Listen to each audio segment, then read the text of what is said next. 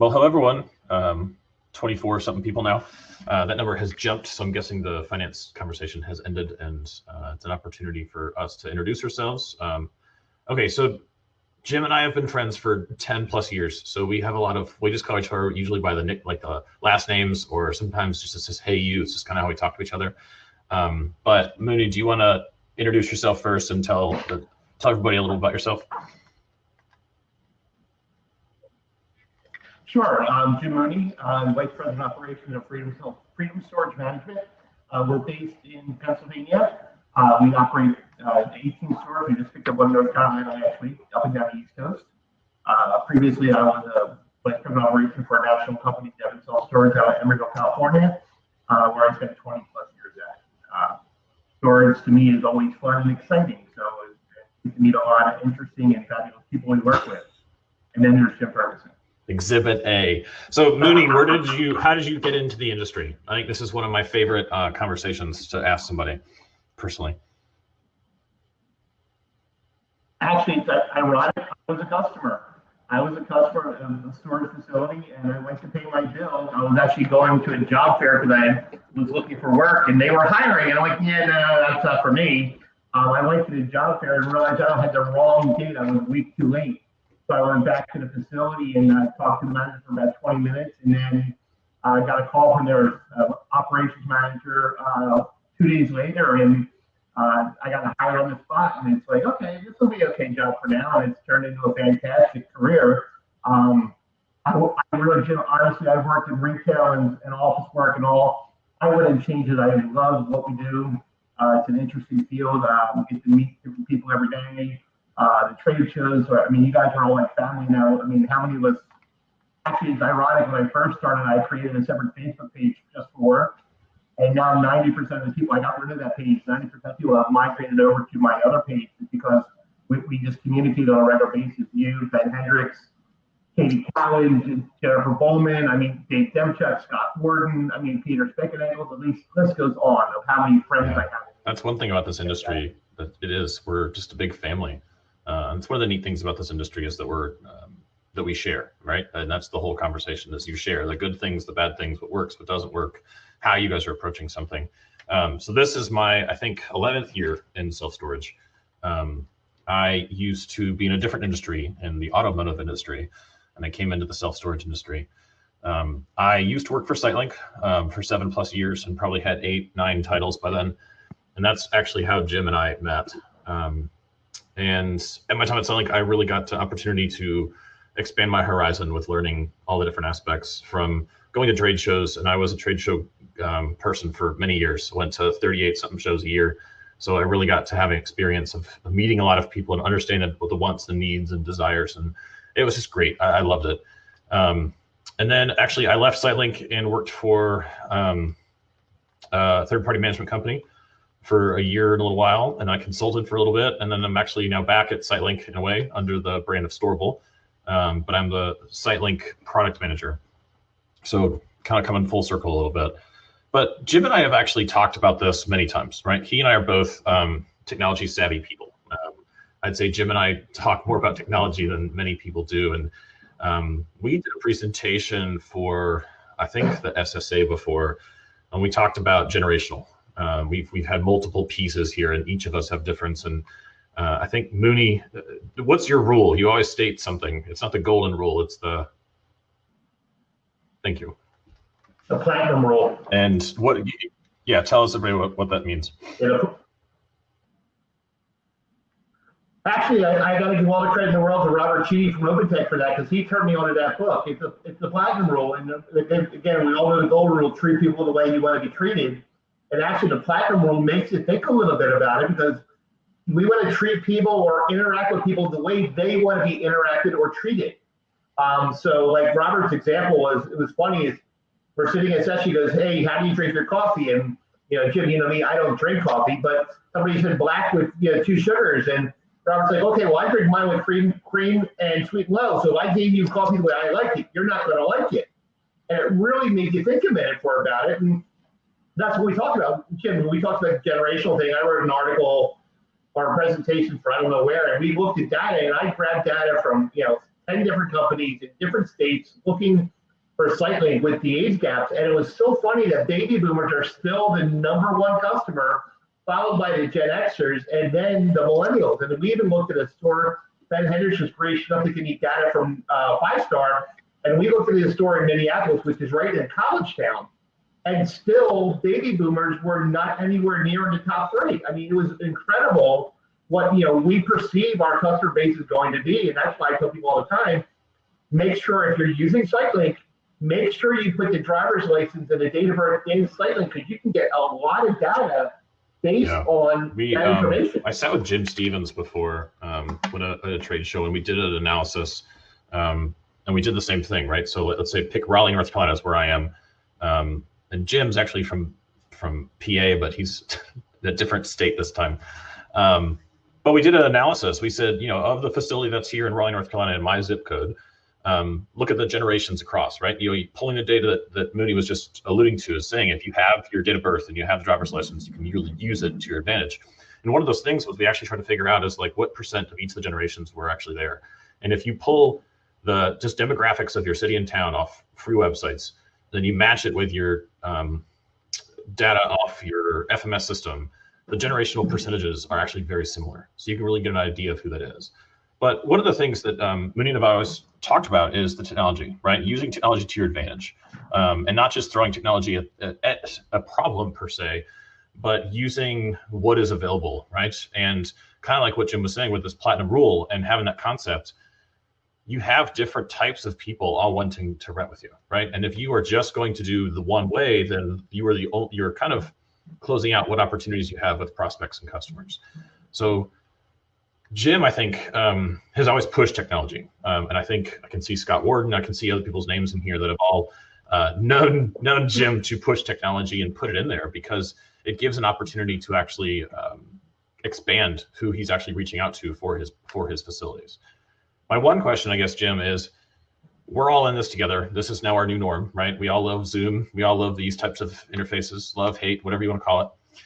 But at the end of last year, right, to beginning of this year, to April, May, June timeframes, what are some of the bigger shifts that you have seen within your own operations at your facilities, customer demands? Like what things have you seen? Well, the big thing is, Jim, thankfully during the whole COVID thing, we did not close any of our facilities. We had our managers in the offices. We did close the offices, and we used a lot of technology to get that way. One of the big things, we did see our number of inquiries early on drop off a little bit. So our season actually extended a little bit longer than we thought it would, which was great. But actually, I had a conversation with a partner the other day that we actually saw more real inquiries, if that makes sense, in April, May, June, and July, because people weren't just shopping, but they were thinking about doing renovation of the house, or they were thinking about maybe possibly moving or doing those things.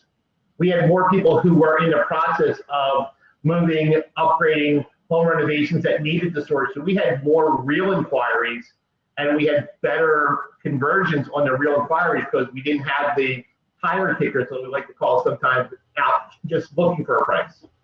What about with, I can think of how every day now, what has changed for me, right? Like all of us have made some kind of change, right?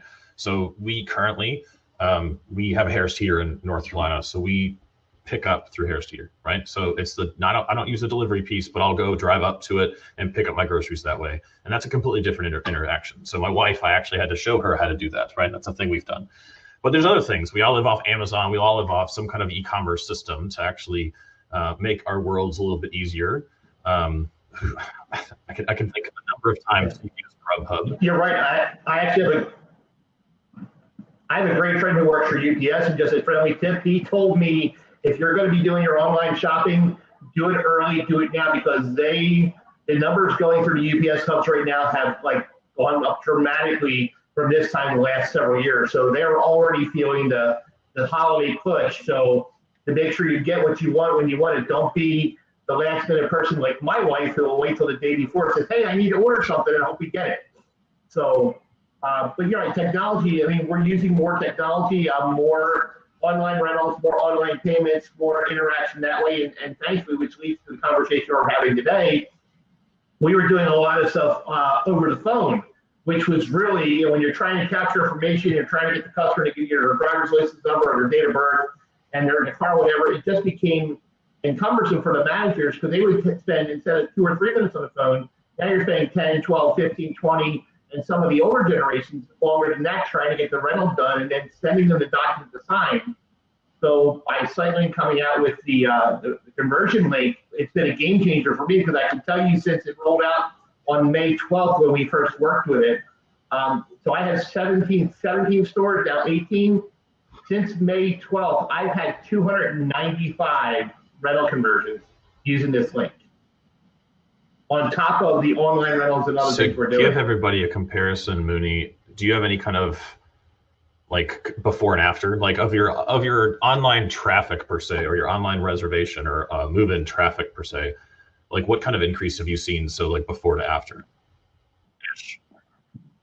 Well, Jim, really, we're in a strange world. We don't have a lot to compare to. We always had online rentals. Okay, people can go online and rent. We have a great storage. We work with Tommy at Storage Club. We have a great rental process that way. But the problem is that you are getting full of units, and a lot of us now are highly occupied. So if I reserve a unit in SiteLink and make a reservation, it disappears from the website. You can't get to it. So now you got to figure out how am I going to get this customer to complete the rental. And then we would have to do it over the phone or all the things. Now we can send them the link. The other great thing, we use, Jim, you noticed, we use Veritech solutions out of California for our value pricing. And now if Karen's on the phone with me and she wants a 10 by 10, I can listen to the gate at a higher rate. I can select it in SiteLink what unit I want to give her, at what rate, send her the link, and then she completes the rental. Where before I didn't have that capability. So I mean, it really is a game changer for us. I can tell you most months, like I just looked at 2 numbers today. So far this month, through the 15th of October, I had 29 online rentals. They went right to my website and rented. I had another 17 that used the conversion link. So usually whenever I have for a rental, online rentals, I'm usually 50% or better in addition to that with conversions. The great thing I like about it, Jim, you know, I'm a data geek. I love data. I love numbers. I like looking at data. By using this link, I can now tell you how many of them came from Sparefoot, how many of them came from my call center, how many came from a walk-in we converted. So I lose the initial data that came with that lead, and it's not corrupted anymore. I can tell you how many of them converted. And like I said, it's a nice number. I mean, it's not just Sparefoot or OpenTech leads. It's, you know, people will call in and we do it over the phone, or they walk in. I had a guy here this morning in Florida, in Port St. Lucie, walked in, wanted a second unit because he's moving from one to another. And I reserved the unit for him. I sent him the link. He wants to do it on the 25th before the holiday. So I sent him the link. I said, you can do it on the holiday if you want. It doesn't matter. Click on the link. It's going to work for you. Yeah. So, you know, that there's a lot to it. I mean, but really you cannot put a true number on it because we've never really had this technology before. No, but I can tell you for me, it's working that's seamlessly. Awesome. I definitely want to break that out a little bit too. I will say, so some of the operators I also speak with, overall, on average, I have had many operators tell me that they have seen a 30 to 35% increase with their online traffic. And not just saying like true online website traffic, I'm saying move-ins to reservation completions just since. And that's just a general number. I think, you know, Mooney's example of just the sheer number he's gotten and how his team has actually embraced this change. I guess that was another one is with many, I have heard for a long time that online move-ins have a hesitation because I can't see the whites in their eyes, right? Or I want the driver's license, or I want them to physically come in to XYZ things. But I guess by what I'm hearing right now is you're stating that your team has actually really embraced this concept. Like what are some bigger pain points for them? So like if I'm the manager, like what are the benefits for me to actually have this reservation link or online move-in traffic? Okay, well, before I can tell you that answer, I actually just had this conversation with Chris Carwin yesterday from Acorn Storage out of Minnesota. He's been hesitant because he wants to see the whites of the eyes, and he's got some stores that are in certain parts of town where he might not want to give people full access to whatever. And I said, Chris, you can do whatever you want. I said, well, for me, the ability to, again, make the customers' lives easier, work with them the way they want to work. And I can tell you, we've done, you know, online, we've probably done over 1,000 online rentals in the last year plus. I mean, we've maybe had one problem. So, I mean, as long as you have a system in place to process it, and then you have a secondary system in place for the follow-up and the double checks, dotting the I's, crossing the T's system to make sure everything's where it's supposed to be, you're going to run into something here and there. It's going to happen. But as managers, if we give the managers the right tools, we educate them the right way on how to handle it if something comes up, or if they call you and say, hey, I got this problem, and we work through it. You and I both know that in our industry, something might not happen for another 6 or 9 months, and then it happened twice tomorrow. So we don't know. But as far as the managers, they love it because A, they're not on the phone doing as many, trying to complete them on the phone, so their phones aren't ringing and missing calls. They're not spending 20, 25 minutes on the phone with a customer. They get the customer set up. They get them where they want to be. With the tools that we've created, we send them the link. We have file tools in there for after it comes back, when we get the link back that it's completed, the steps we do in place internally to make sure we have, again, dot the I's, cross the T's, driver's license, lease sign, make sure everything works, make sure the lock's been needed, make sure they pay for the lock. Having a checklist, Jim, having a plan in place and having procedures that are ready to go, and everybody from all your employees from A to Z understand how it works. Because we have remote locations, we have maintenance people that go out and do the cleaning and locking and tagging, and we got to make sure checking the drop boxes. Everybody on my team has to understand their role in the process to make sure the process will go smoothly. So I wanted to show, there we go. Some of the things that I've seen operators do, and Jim, you can probably talk a little bit more about this, are some of the just additional things they've added, right? So I've seen, I'm going to say badges on their website, badges at their facility, QR codes for certain things, or just a little more information on the windows of the facility themselves. What are the things have you guys done to alert prospects about the initiatives that you guys have done to offer online more, online things or safe and secure? Like, what are the things have you done that way? Well, we have it on our website. I mean, we have it on SpareFoot Contactless Lease, and we have all the main points. Our call center, Open Tech Alliance out of Phoenix, they work great with us. They know what we have. But again, it goes back to a lot of it for me is the managers. When the managers first interact with people, we have emails set up. We have a CRM system set up in SiteLink that we have steps to go through, and we can tell them we do all those things. But making sure the manager, when they call or they send a text message, hey, we can complete this online. We can make, we always say we can make your life easier by doing it this way. Save you a trip in, save you the headache, because there are, Tim, I mean, me, the virus, I don't really care one way or the other, but there are people out there who will not go anywhere without a mask and a face shield and rubber gloves. I had a guy on the airplane yesterday and I brought a little bottle of sanitizer, and he was the only person around, and he wiped down every seat, every tray in that whole row. That what makes him happy and that what makes him secure, by all means. But you're not going to make everybody happy each way. So by communicating that we have the technology in place has been a good thing. And like I said, having the fact that we never closed our office was always there, and the manager were interacting, and we answer phone calls, the call center answers for us, just making sure everybody's aware of what we do. The badges are a great thing. I think we have a couple on our website, but it just makes it simple.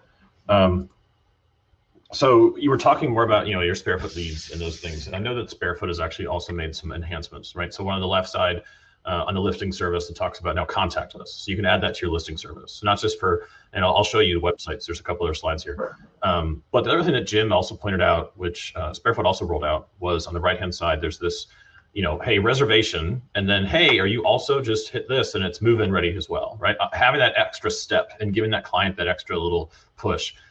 There's availability right now with these different services. And then Mooney, I took your website just because it's easier. But on your website itself, right? So when I looked at Jim's website, I can either reserve a unit really quickly, right? I get the information I need to, right? If there's a chat function, there's the phone number, there's all the necessary things. And I saw some, like you were stating, the badges and text that talks about the enhanced things that you offer at your facilities.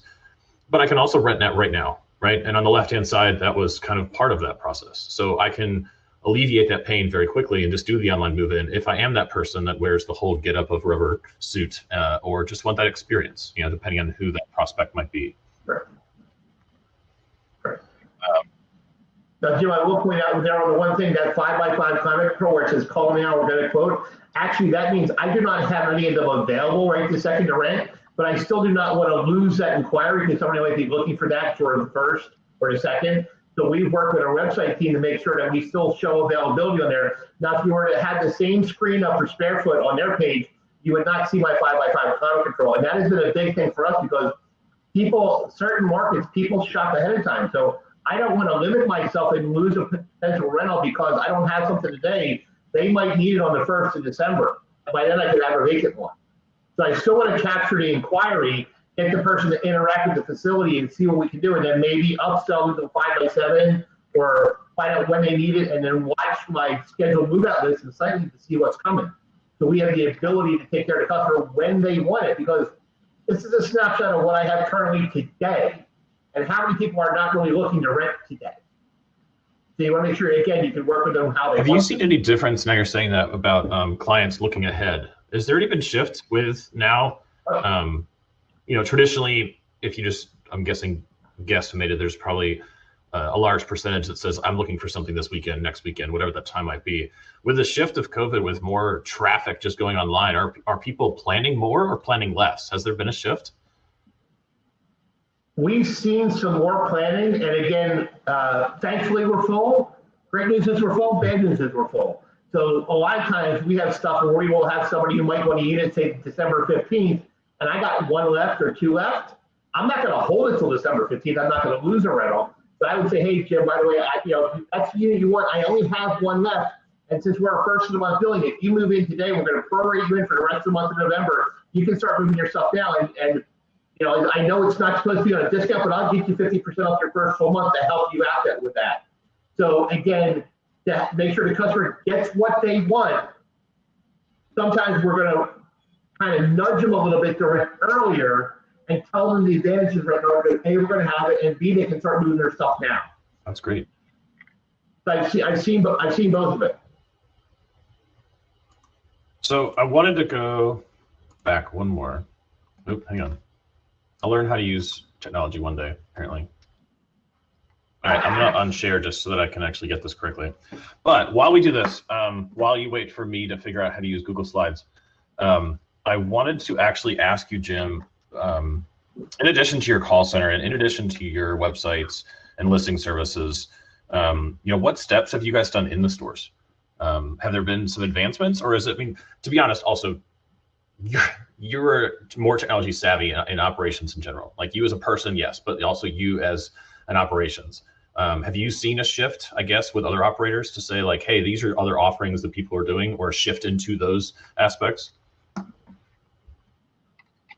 Well, I somewhat, yeah, because really, and thankfully, we were ahead of the game in talking to partners and colleagues in the industry that we're not on the online rental portion or doing things remotely. Really, we're behind the 8 ball and had to play catch up. And I know I've talked to several people trying to give them tips and help out. But there was more people, shifting towards online.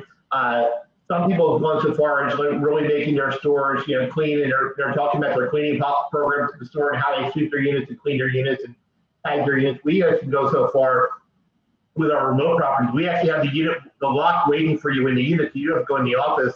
You pay for the lock when you rent the unit. It's waiting for you there. So when you get there, you don't have to go anywhere. Everything's there for you. So making it seamless, clean, stepping up the cleaning. We're out there. We'll go out and wipe down when we're at the properties. We'll go out and give our keypad to wipe down. Just trying to keep the persona up or the perception up that we do care. And even when we were closed, we were in the office. We had people that would slide stuff through the door, and we would let them in if we had to make sure we were covered up with wipe down surfaces. So. I don't think some stores are going out and put the dots on the ground, walking up, 6 feet of separation. But the biggest part is just make sure you have the technology to be able to help the people when they want it. No, that's true. And I actually forgot that of your remote stores and what kind of enhancements there. What about in general traffic? I'm guessing typically you'd kind of have an idea. So if I'm your tenant, you probably have an idea of how often I might come into your facility, or I might come and visit my unit. Has there been a shift, higher or lower, with actually coming in for tenants to see their stuff, to access their things? Well, again, you got to look at the situation. You probably have some existing tenants who haven't been here for a while, but some of the newer rentals that we're doing, where they're doing home renovations and they're cleaning up and they're doing those things, some of the newer customers you probably see more often than not. Some of the older customers, and again, Jim, it varies from area to area, city to city, location to location. We have some people that have a lot of businesses. We have one facility that's got a high business customer base. They're in and out every day, 2-3 times a day. So it's a little, you can't really give a straight answer on that one. That's fair. It varies. So one of the things that Mooney and I have talked about before are some of the changes that he has actually made in how he is actually reaching out to his prospects and customers, and actually real world examples. So not just as an overview of the website and changes, or text and other items that call center agents might use, or things you put on your website versus those. But I also wanted to show examples of some of the things that he's actually using with his tenants and prospects. So Jim, I kind of want to ask, what was before, and then what was the bigger, what were the bigger changes you made, and why did you make those changes, or on which letters did you use? Okay, we've really used e-sign capabilities anywhere and everywhere I can. We've enhanced more with the booking confirmation. A lot of times the booking confirmation was used more in the office when somebody would pay the reservation fee if they saw the unit. But now with it being more remote access and people not coming in, I want to make sure that people understand and they sign certain documents to make sure they understand how it works. We've added e-sign to auto pay authorization. We've added e-sign to actually one of the more interesting ones, our intent to vacate. We've actually incorporated some of the exit survey questions, and it says in there when they're done with their unit that they would take a picture of the empty unit, including the unit number, and then email to the manager. That way we know it's empty.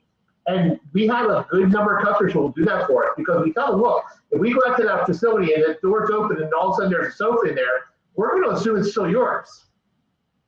But if we got a picture with it, nothing in there, and again, people can play games, so most people are pretty good about that. But just, making sure that when we're sending out documents and having them sign certain things, auto pay authorizations, intent to vacate authorizations, booking confirmations, insurance ones where we're sending out letters for new insurance, making sure they're all there. But we have the technology, and Jim, I like to use what I have at my fingertips, and I'm going to try to use it to its fullest potential. And the booking confirmation is the perfect one. We have in there what date the unit held for, so the reservation booking held tool comes out. They pay the $20 reservation fee, which is non-refundable. They understand that. We give them a hint about if they're going to move or whatever, and we have the link in there. Hey, you can just complete it right now. So it's just there. I think that's great. And for these forms, the CRM program, I got to give a shout out to our buddy Christina Avellino at 5G Marketing, because she's the one who made my life so much easier by hiring her to create all my CRM letters. Because if you're not an HCLM person, which I am not, you're going to spend more time, and I would probably have less hair than I already have. So, thank you, Christina. Hey, Jim. Another one. There's a question that came in. There's a question that came in. Do you want to take questions now or wait till the end? We can take them now. That's fine. Dave Manning asked, with the increase of new people entering the self-storage industry, what is the best advice you can give on how to prioritize software management? Cool. I would say, make sure you're working with your vendors to find out all the capabilities. And there's so many groups out there, whether it's on Facebook or SBOA has got a great network of people on there that, ask us now stuff. Reach out to us in the industry who've been doing this a long time and pick our brains and see what works. What works for me might not work for Dave, but if we can point him in the right direction. But as far as prioritizing software, anything you can do right now that's contactless, like the rentals or the online stuff, online payments, all those things, reservations, that should be your top priority. The CRM and the fancy and the holiday letters and all those things are great to have. But my priority would be getting the online rental part, getting the unit rented and getting your payment would be my top 2 priorities. Yeah, my analogy always with self-storage software was that software is like a cell phone. And it really just depends on those nuances, like what Jim was saying, right? So every software can do move-ins and payments, and has some kind of reporting and some kind of physical map, right? That's all. That's just normal. But it's the nuances, those extra things, right? So it's does it have extra things to CRM events to talk with clients? Is it the interface that you like? Does it have the controls and the abilities in those things? But the other thing that Jim also stated, that which I love, is that's the best thing about this industry. Is there are Facebook groups, there's the SPOA, there's all these different groups of people, and you can just literally just call, email Jim, or I'm looking who else is in here, to ask these questions and say, what have you used, right? Tell me what you used. And most people who are in the industry have used at least 2 different systems, and they'll tell you the differences, or what they've shopped for, what they looked into, or what other system to work with. And Jim, like you said, like for me, I see a lot of Rosses over here from storage auctions. If I got an auction question, I don't know the answer, I'm going right to her.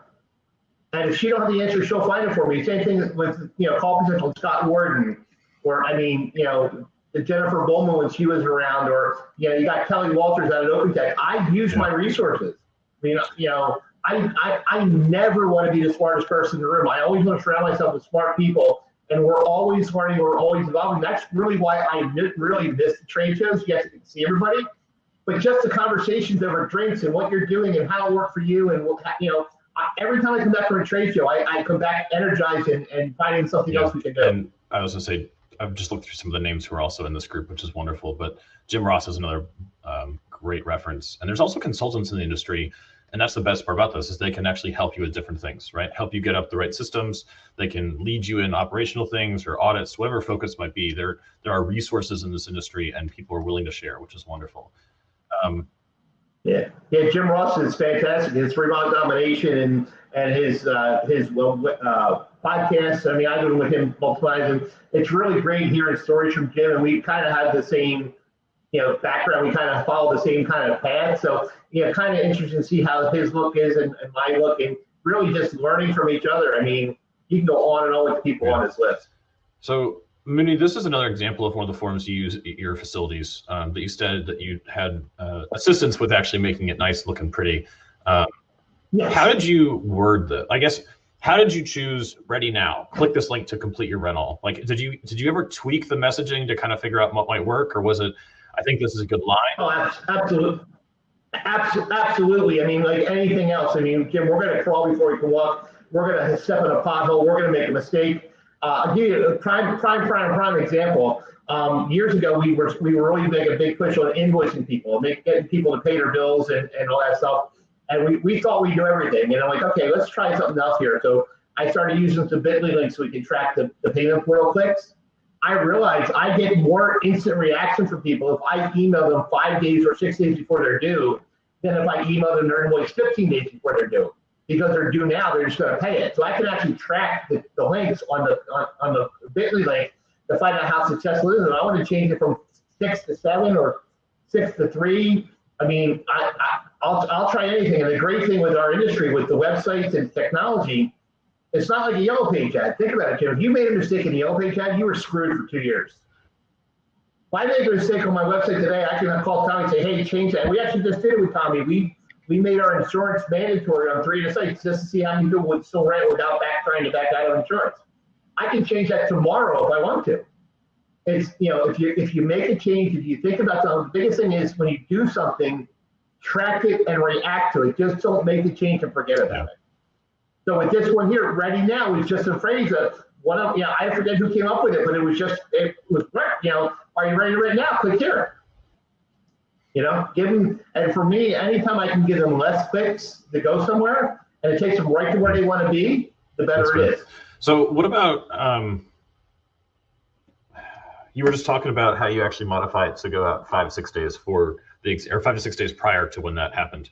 What about with reservations or leads? Have you changed touch point timeframes before COVID to after COVID, or has it always kind of been around the same timeframes? Like a lead comes in your system, you follow up X days after, right? A reservation comes in. Now with adding this ready now concept, have you changed your timeframes, or has it always been kind of hovering as those whatever days? Now, really haven't changed the time frame. We've changed the approach, because like with us, we always As soon as that reservation comes in, we want to make the call and get a hold of the person right away next door. And if we can talk about the lease. The very next day, we like to make what I call a thank you phone call and talk to them about, hey, thank you for calling. Because, when people are shopping, they can be talking 3 or 4 places. If I call you back, I go from 1 of 5 to the top of the list because I called you back. And then say, by the way, Jim, I can, check your email. I can send you this link. You can complete the rental right now if you want. So we're planning to see that we had this technology, and I'm going to send you the email. We actually have a CRM trader now. When the lead gets generated, we send a follow-up quote. So I still have the booking confirmation, which I use after they pay the reservation fee. But everybody who inquires with me online will get an email immediately like this one you see, just ready to click. And again, shout out to Christina because the pictures come in. It's nice, clean, it's fresh, it's ready to go. Yeah. Kurt, I saw your note. Let me read it real quick. And I'm going to click to the next one. This is another example of another letter that was another one that was in Jim's portfolio.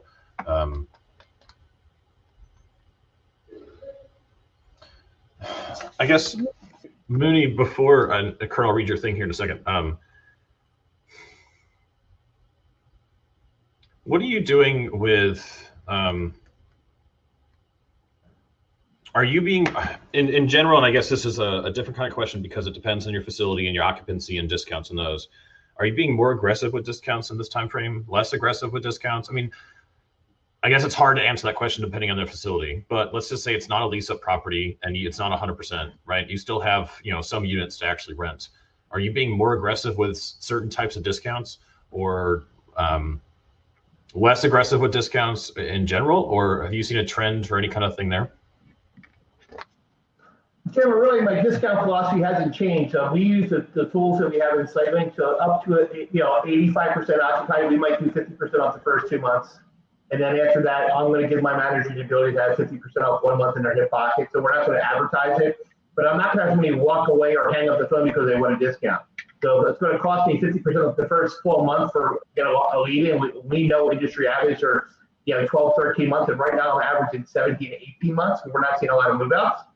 I am not going to shy away from giving somebody 50% of the first 12 months to do that. I can tell you, we actually opened 2 climate control buildings in the middle of all this, smaller buildings, but we opened them up and we went a little more aggressive with 3 months at 50% off on certain units. But those properties are 88% occupied now. We filled them up, but again, using the tools in SiteLink that was level, you get to a certain level of occupancy, the discount falls off. What about, and maybe it hasn't been enough time, but have you seen any kind of average length of stay with clients? Like you said, your high season kind of extended, right? Because COVID hit early and people were sent home from colleges and schools. Have you seen any kind of shift with that, or has it? Not per se. I mean, we're still doing rate increases. We went back to rate increases in October, so we're catching up on rate increases. So we're actually trying to force some people out because the rate variance is so different. But we've seen people stay longer. Again, remember, Jim, people are not going to move out for a rate increase. There was a great article I saw on SBOA this morning about people with rate increases. People are going to move out when they're done. So the rate increase might have pushed them to it, but nobody's going to move out for $5 or $6 or $7. Yeah, that's fair. I actually have had a lot of clients, cancel rate increases for a chunk of time during the high, March, April, May, and put them back in July, kind of August timeframes. And a lot of clients have been telling me that they are pushing rates just like normal. And honestly, it's almost like they can't kick people out, right? It's like, I'm not trying to gouge them, but normal price increases have hit and people aren't leaving. Kurt, just to respond, yours is a specific use case with a provider with call potential. I will respond back to you. And there are some functionalities we can actually do with the this reservation completion concept, and we can talk further about that one-on-one. What else is in? Are there any other questions? I know that Jessica and Kara have both kind of asked the audience of other questions that might be, because I know we only have a couple minutes left, and I just want to make sure we address these things if there is anything. Well, we do have a roundtable coming up, Jim, and you and I are continuing this conversation. So we have some more time coming up with the roundtable. Good point. That is a valid point. The biggest thing, guys, is if you're going to do, it's a great tool to use. If you need help, implementing whatever, reach out to us. I am more than happy to help anybody out.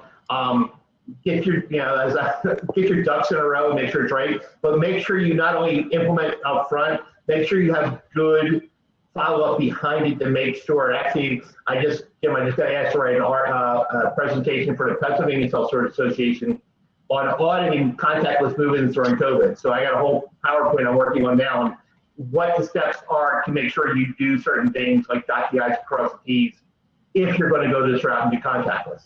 And I think that's another really good statement to say is, the audit aspect of it, or how you are actually using it with your team, making sure your team's actually following up on these necessary things. I think all those things are very, very valid.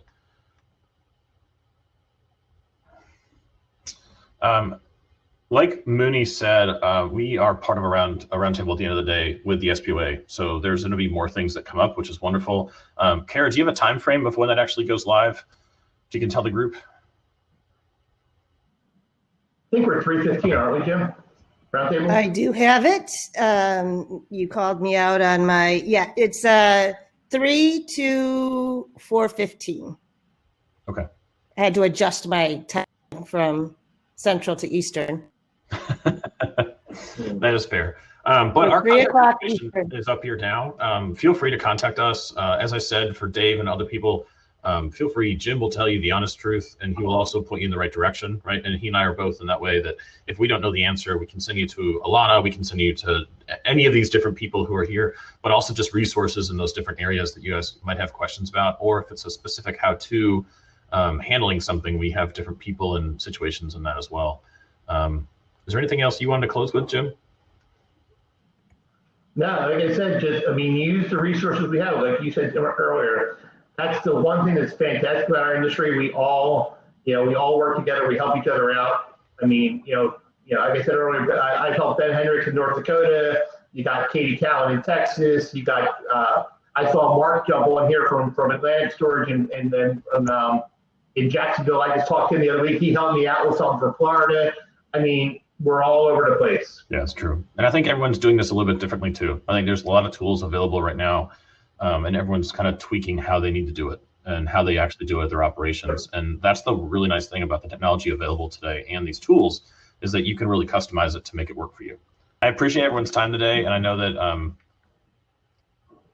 I always like coming to these SBOA events because it's another opportunity to get in front of people and talk with people and share ideas and best practices. And I guess I'm sorry to disappoint with the no dancing. Thank you, everybody. Appreciate it. And yes, no. Ken Whitman, we are grateful there's no dance. Plus, trust me, we are grateful. And like I said, we'll be on 3 o'clock there to 4:15. So we have, we can answer all kinds of questions there too. So. Alana saw me dancing. And the other thing that I took it for you. Just saw in there is that each of these sessions are being recorded and can walk up, can look at these things later, which is wonderful. So appreciate everybody. Thank you for having me. Hope you have a good one, and we'll see you guys soon. That sounds good.